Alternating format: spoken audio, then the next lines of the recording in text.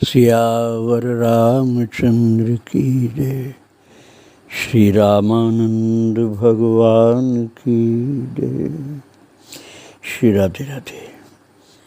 भक्तों, श्रीमद् भगवद गीता के चतुर्थ अध्याय में प्रभु ने अपने प्यारे भक्त अर्जुन से कहा है कि मेरा अवतार हुआ करता है और उसका प्रयोजन होता है परित्राणाय साधूनाम विनाशाय च दुष्कृताम धर्म संस्थापनार्थाय संभवामि युगे युगे।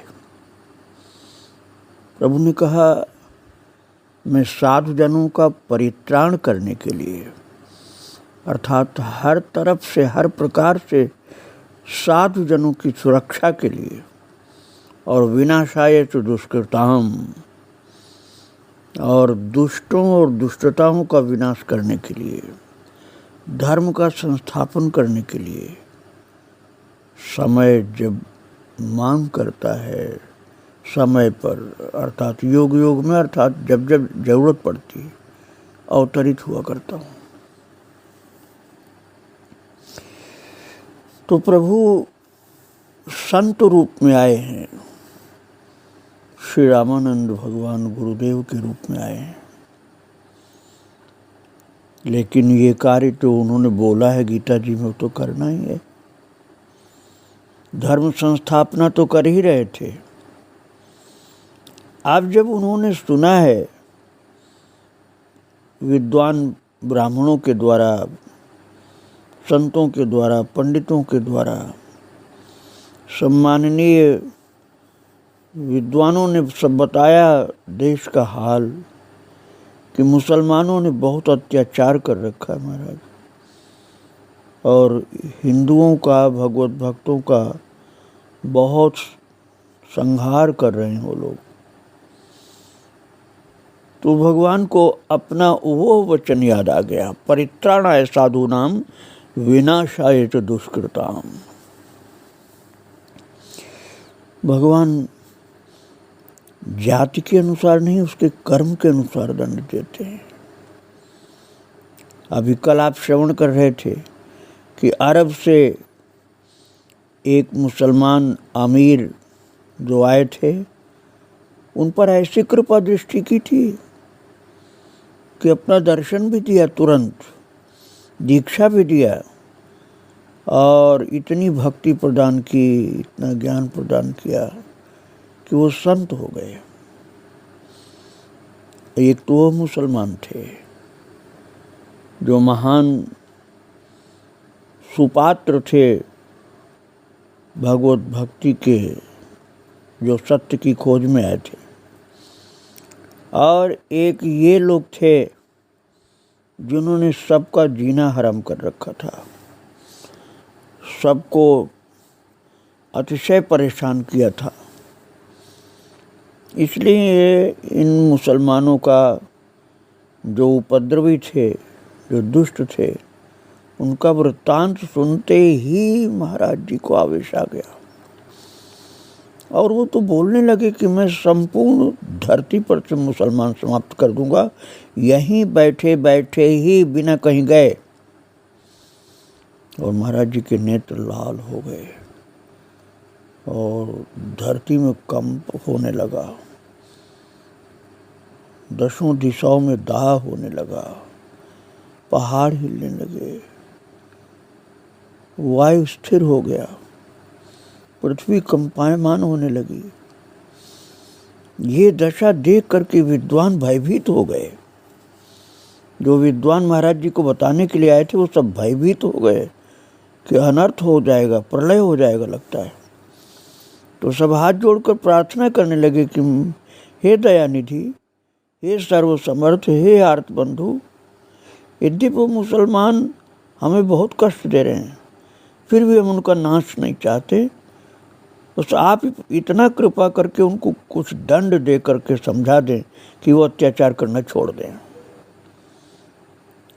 और हम इतने से संतुष्ट हो जाएंगे। हम हिंदू लोगों के हृदय में अपार दया रहती है, हम हिंसा किसी की नहीं करना चाहते हैं, इसलिए आपसे इतनी प्रार्थना है कि इन सबको आप दंडित कर दें जिससे सब सुधर जाएं, हमें सताना बंद कर दें।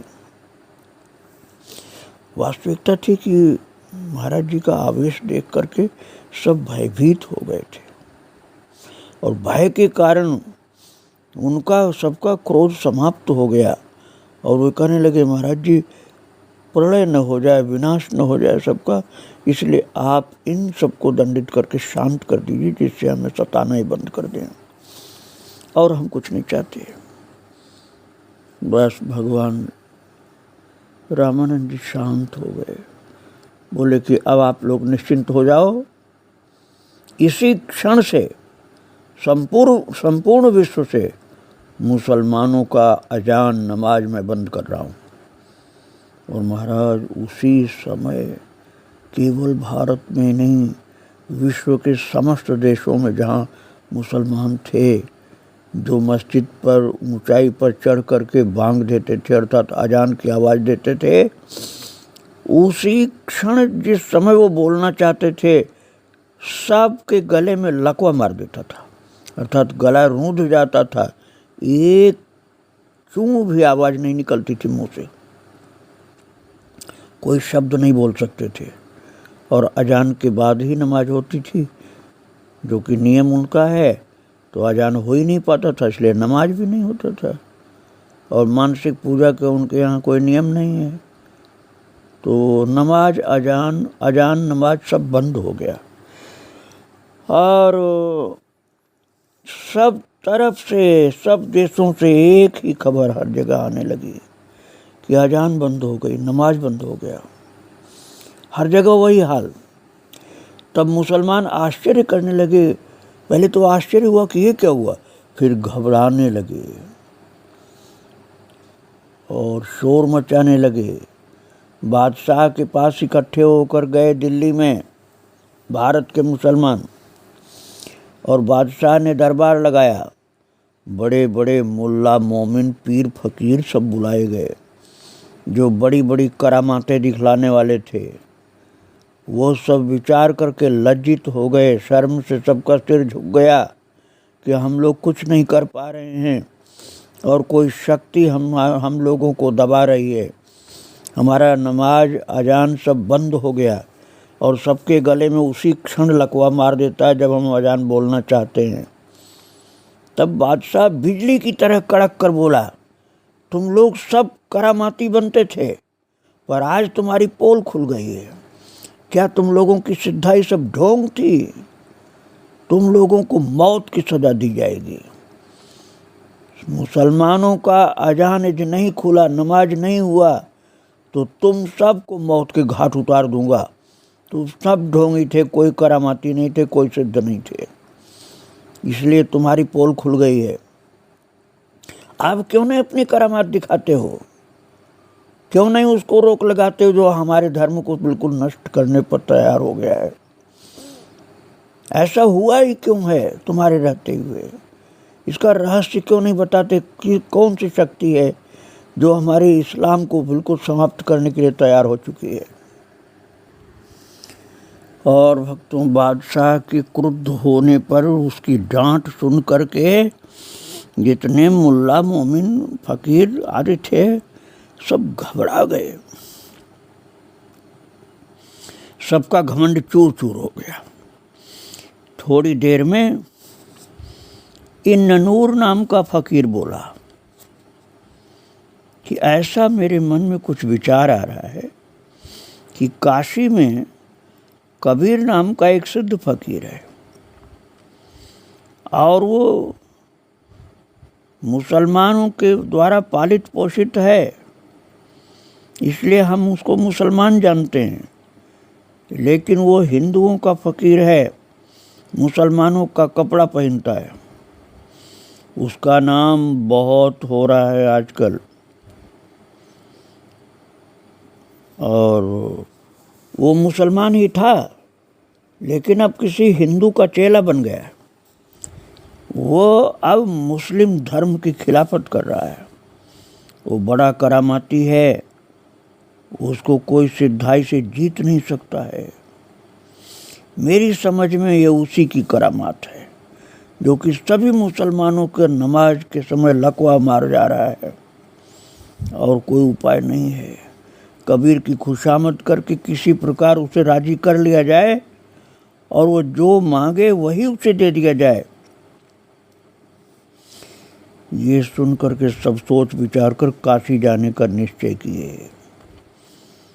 भक्तों, वो इन्न नूर नाम का जो फकीर था उसको इतना ज्ञान हो पाया जो उसने बताया, और वो भी भगवान की इच्छा से ज्ञान हुआ, जिससे ये लोग अपनी माफ़ी मांगे, अपना सुधार करें। तो वह इन्न नूर के कहने पर बादशाह ने जो कबीर की बात बताई गई थी, बस उससे मिल करके, कबीरदास जी से मिल करके सुधार अपना करने के लिए या अपनी रक्षा करने के लिए काशी जाने का निश्चय करा दिया। सब लोग जाओ एक साथ, जितने करामाती बनते थे, जितने सिद्ध बनते थे, सब लोग जाओ। मुल्ला मोमिन फ़कीर सब लोग जाओ काशी, और कबीर से मिल करके उनको किसी तरह से मना लो, नहीं तो हमारा मजहब ख़त्म हो जाएगा। बादशाह की सलाह से कुछ सेना के लोग भी गए, कुछ मंत्री, कुछ मुल्ला आदि, बहुत सा उपहार लेकर। सेना वाले लड़ाई करने नहीं गए थे, सेना वाले गए थे चरणों में शरणागत की तरह से गिरने के लिए कि हमें माफ़ करिए, कुछ गलती हमसे हुई है तो। और भेंट का सामान बहुत ज़्यादा मात्रा में ले गए थे, और धन आदि जितनी भेंट की चीज़ें कीमती थीं वो सब सामने रख करके कबीरदास जी के सम्मुख, और सब धरती पर पड़े और प्रार्थना करने लगे। सब की बातें कबीरदास जी सुन रहे थे।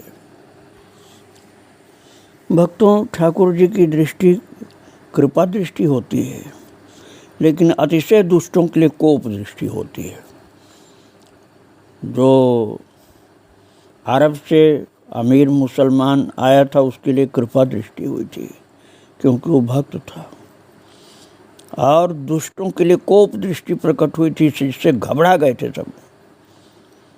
और कबीरदास जी के चरणों में पड़े हुए बड़ी बनावटी मीठी वाणी से घबराए हुए, डरे हुए बोले ये लोग, मुसलमान लोग, फ़कीर लोग, मुल्ला मोमिन लोग, हे कबीर जी, आप बड़े दयालु हैं, हमारे दुख को दूर कर दो।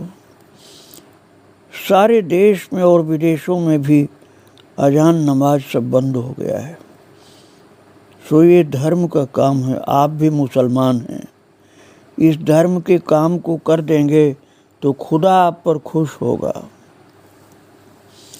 श्री कबीर जी ने कुछ दुखी होकर कहा, आप लोगों ने पानी में आग लगाई है, मैं क्या करूं। धर्म की बात करते हो और सब धर्म विरुद्ध कार्य करते हो तुम लोग। अपने धर्म पर जब विपत्ति आई तो आप धर्म की दुहाई दे रहे हो, और जब दूसरे के धर्म को नष्ट करते हो तब यह बात क्यों नहीं याद करते हो। गरीब हिंदुओं को तुम लोग शासक हो करके सताते हो, शासन सत्ता तुम्हारे हाथ में है, तो तुम गरीब हिंदुओं को पूजा पाठ भक्ति नहीं करने दोगे। और हिंदुओं को पूजा पाठ न करने देना, मंदिर तोड़ना, जान से मार देना, ये सब कौन सा धर्म है तुम्हारा।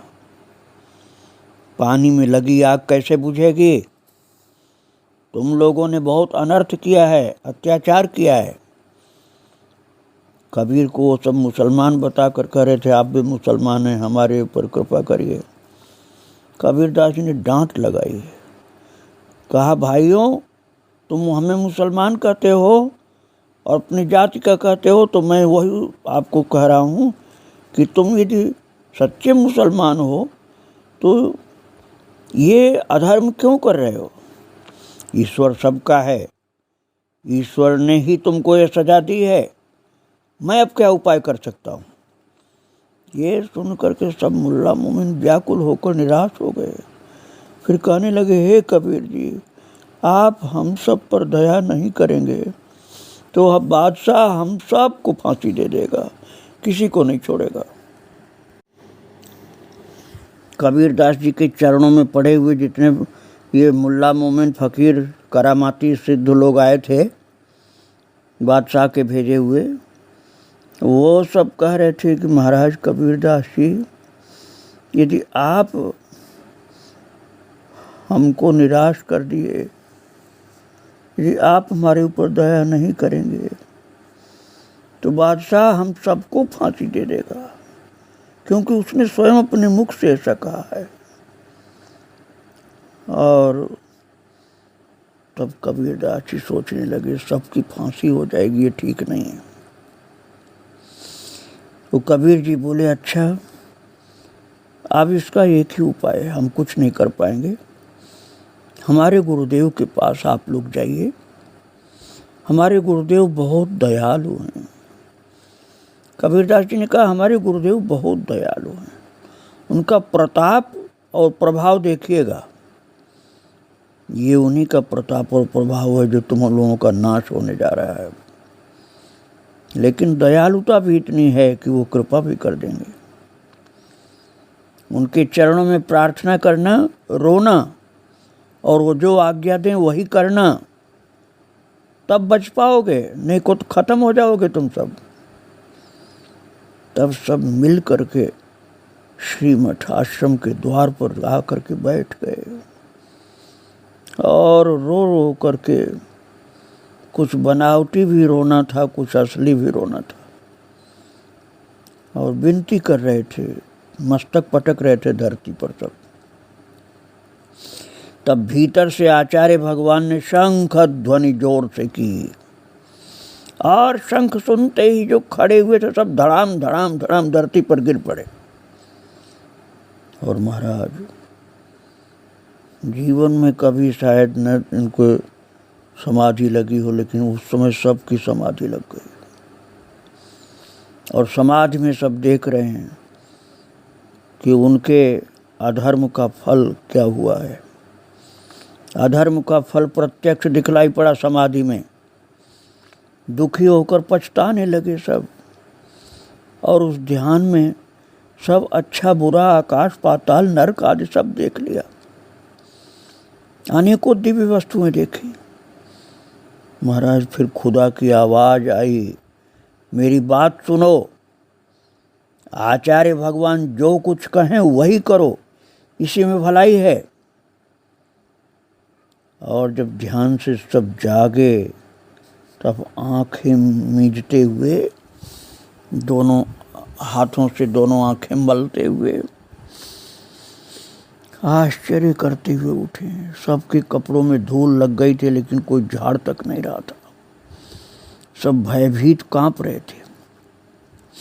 आश्रम के द्वार की देहली पर प्रणाम करके जोर जोर से अपनी सब विपत्ति सुनाकर नमाज खोलने के लिए प्रार्थना कर रहे थे कि हमारा नमाज चालू हो जाए, हमारा मजहब इस्लाम सब खत्म हो रहा है।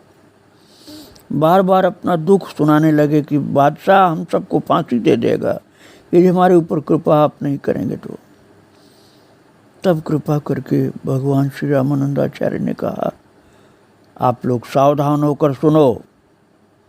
अरे भाई, बनाया तो भगवान ने ही सबको है, तुम कोई अलग थोड़े पैदा हो गए, भगवान ने तुमको ही बनाया।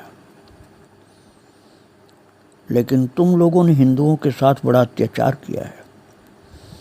दुनिया में जितने भी हिंदू और मुसलमान हैं, उन सबका ईश्वर तो एक ही है ना, अलग अलग ईश्वर थोड़े होता है। वो सब में व्यापक है ईश्वर, सब कुछ देखता है और सुनता रहता है। उस ईश्वर से सदा डरना चाहिए। तुम लोग ईश्वर से डरना भूल गए और मनमानी अत्याचार करने लगे हो। मनमानी चाल मत चलो, नहीं तो ईश्वर के कोप से कोई नहीं बच पाओगे, क्योंकि वह ईश्वर किसी का पक्षपात नहीं करता। किसी को तुम दुख दोगे तो वह ईश्वर तुमको भी कठिन दंड देगा। केवल मुसलमानों का ही खुदा नहीं, वो तो सबका है। जैसे सूर्य सबको समान प्रकाश देता है, ईश्वर ही तो उन सबको उत्पन्न करता है, बड़े प्रेम से पालता भी है ईश्वर। उसकी सब लोग अनेक नामों से अनेक प्रकार की पूजा करते हैं, उपासना करते हैं। आप लोग केवल पूजा में और नाम में फर्क देख करके व्यर्थ लड़ने लग जाते हो। हिंदू तो भगवान कहते हैं, मुसलमान उसी को खुदा कहते हैं। हिंदू मंदिर में मूर्ति बनाकर उनकी पूजा करते हैं, मुसलमान मस्जिद में ध्यान करके नमाज करते हैं। हिंदुओं पर जो कर लगा करके उनके धर्म को रोकने का कानून तुमने बनाया है, वो तुम लोगों ने बहुत बुरा किया है। हिंदुओं पर कर लगाकर उनके धर्म को रोकने का कानून तुम्हारे द्वारा किया हुआ अत्याचार है। इसी से खुदा ने तुमको ये सजा दी है। जैसे सबको शरीर निर्वाह के लिए भोजन वस्त्र की आवश्यकता होती है, वैसे ही आत्मा की शुद्धि के लिए ईश्वर की उपासना करना जरूरी है। भगवान श्री रामानंदाचार्य जी महाराज पर्दे के पीछे बैठे हुए शंकर ध्वनि के बाद ये खुद बोल रहे थे। उनकी दिव्य वाणी ये मुसलमान भी सुन रहे थे जो पहुँचे थे वहाँ। भगवान रामानंदाचार्य जी कह रहे थे, जिस किसी को जैसी रुचि हो वैसे ध्यान करे या कीर्तन करे या पूजा पाठ आदि करे। अब यदि आप लोग अपना भला चाहते हैं तो मुसलमान हिंदुओं से मिलकर रहें और 12 शर्तें हमारी माननी होगी। ये अत्याचार सब बंद करने होंगे, तभी कृपा हो सकती है। और हमारी 12 शर्तें जब मान लोगे तभी तुम्हारा नमाज खुलेगा, नहीं तो नहीं खुल सकता है। तब सब हाथ जोड़ करके बड़ी मधुर वाणी बना करके बोले हैं, हे प्रभु, आपकी इस पवित्र वाणी को धन्यवाद है, जिसे सुनते ही हमारे दिलों में ज्ञान का पौधा पैदा होकर के लहलहाने लगा है। महाराज सभी बनावटी वाणी नहीं बोल रहे थे, अधिकतर तो डर गए थे, इसलिए बनावटी बोलने वाले भी थोड़े थे। लेकिन कितनों के ऊपर कृपा भी हो गई थी, जिनकी आंखों से आंसू की धार चल पड़ी थी। भगवान की दिव्य वाणी को सुन करके वो सब अपने जीवन को कृतार्थ महसूस कर रहे थे कि हमारा जीवन, मनुष्य का जीवन सफल हो गया, मनुष्य का जन्म। और इसलिए बोल रहे थे वो लोग कि आपके उपदेश को सुनकर हमारा सारा भ्रम दूर हो गया। अब हम लोगों का हिंदुओं के प्रति प्रेम हो रहा है महाराज। अब हम हिंदुओं को कभी नहीं सताएंगे और आप जो कुछ कहेंगे हम वही करेंगे। ये हम सच सच प्रतिज्ञा कर रहे हैं, हम झूठ नहीं बोल रहे हैं। हम कभी भी इससे अलग नहीं जाएंगे, जो आप बोलेंगे हम वही करेंगे। तब आचार्य ने आज्ञा दी कि हमारी 12 बातों का पालन किया जाए, नहीं तो तुम्हारा नाश निश्चित है। सब लिखने के लिए तैयार हो गए। आदेश करिए गुरुदेव, क्या 12 बातें हमें सुना दीजिए, हम लिख रहे हैं और बादशाह से तुरंत हम ये लागू करवा देंगे। हमें विश्वास है कि आपकी इस आज्ञा को सुनते ही बादशाह तुरंत स्वीकार कर लेगा। डर के कारण हम सब आपके चरणों में शरणागत हो चुके हैं। तो गुरुदेव भगवान ने कहा, पहली आज्ञा है मंदिरों को बनाने से न रोका जाए। नए मंदिर बनवाने पर जो प्रतिबंध लगाया गया है वो हटा दिया जाए, पहला है। दूसरा आदेश है किसी भी हिंदू को फुसलाकर मुसलमान नहीं बनाया जाए और न जबरन धर्म भ्रष्ट किया जाए। तीसरा आदेश दिया गुरुदेव भगवान ने कि मस्जिद के आगे दूल्हा दुल्हन को पालकी से उतार करके कष्ट न दिया जाए।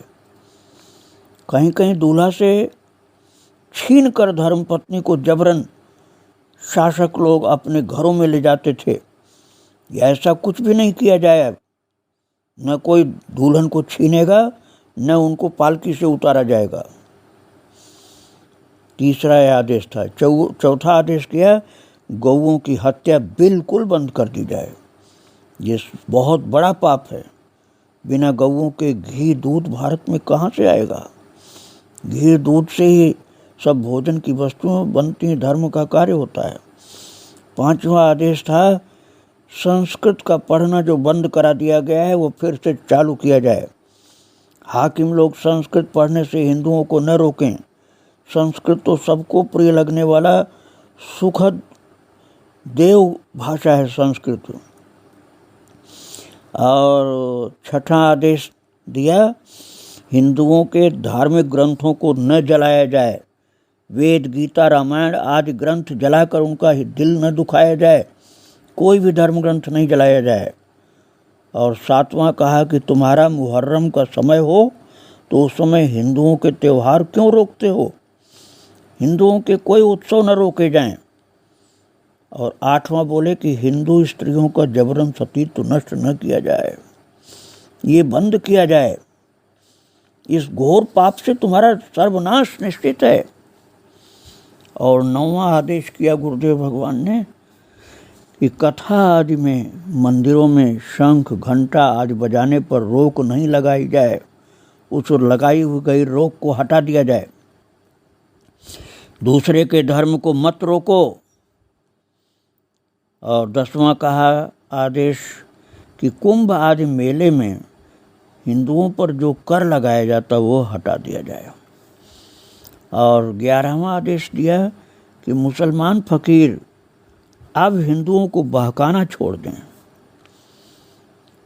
और 12वां आदेश किया कि अपने धर्म पर चलना ही सबको सिखाया जाए। परस्पर भेदभाव का प्रचार नहीं किया जाए। बस यही हमारी 12 शर्तें हैं। इन्हें मान लिया जाएगा तो अजान नमाज खुल जाएगी।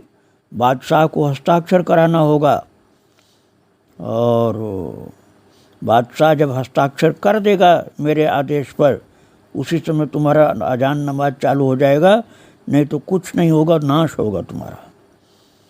और सदा इन शर्तों को पालन करने की प्रतिज्ञा करनी होगी। ये आज्ञा पाकर के मुल्ला लोग बादशाह के पास दिल्ली भागे हुए गए हैं। और महाराज फिर दस्तखत करा करके फिर लेकर के आए गुरुदेव भगवान के पास। और गुरुदेव भगवान के आदेश को स्वीकार करना पड़ा है सबको। आगे का चरित्र में फिर आपको सुनाऊंगा। आज गुरुदेव भगवान और सब संतों को प्रणाम करके यहीं विराम दे रहा हूँ। श्री राधे राधे, जय श्री राधे राधे। सियावर रामचंद्र की जय। श्री रामानंद भगवान की जय।